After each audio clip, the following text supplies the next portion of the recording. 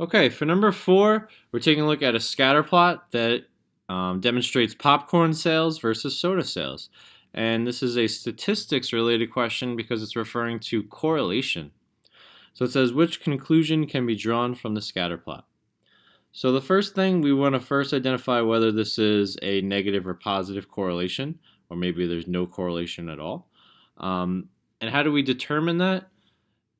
We can get into the calculator and start typing values in, but we really don't have an accurate list to begin with.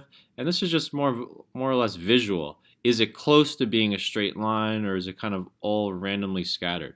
So in this case, the points are relatively close to each other, and they seem to exhibit a positive relationship. In other words, as popcorn sales increase, soda sales also tend to increase.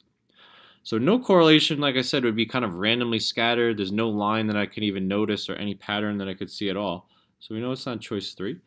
It's not a negative correlation. We don't have a downward sloping or a negative sloping line here.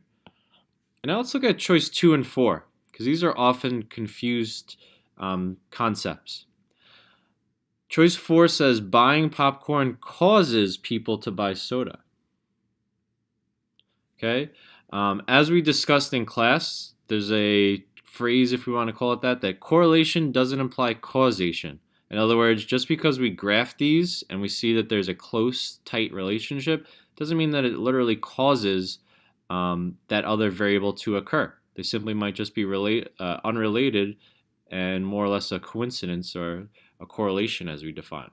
So the answer is not choice 4 here. Correlation does not imply causation. It's rather choice 2, a positive close correlation between popcorn and soda sales.